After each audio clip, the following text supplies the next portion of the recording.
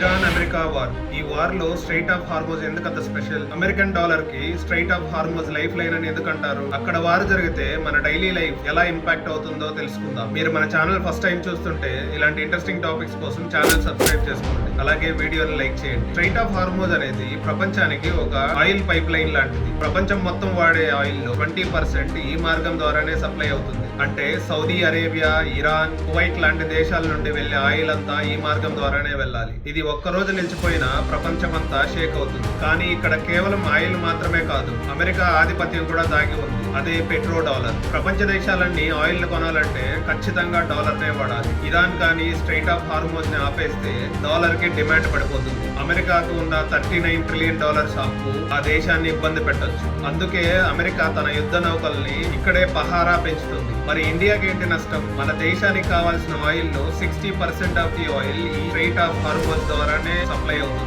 ఇక్కడ యుద్ధం వల్ల మన దేశంలో పెట్రోల్, గ్యాస్ ధరలు ఆకాశాన్ని అంటుతాయి. అంటే అమెరికా ఇరాన్ గొడవ డైరెక్ట్ గా మన ఇంటి బడ్జెట్ మీదే దెబ్బ కొడుతుంది. అందుకే స్ట్రైట్ ఆఫ్ హార్మోజ్ అనేది కేవలం ఒక జియోగ్రఫీ మాత్రమే కాదు, అది ఒక economic global war. Straight of Hormuz గురించి ముందే తెలిస్తే కమెంట్ చేయండి. ఇలాంటి వాల్యుబుల్ అన్నోన్ టాపిక్స్ కోసం ఛానల్ సబ్స్క్రైబ్ చేసుకోండి.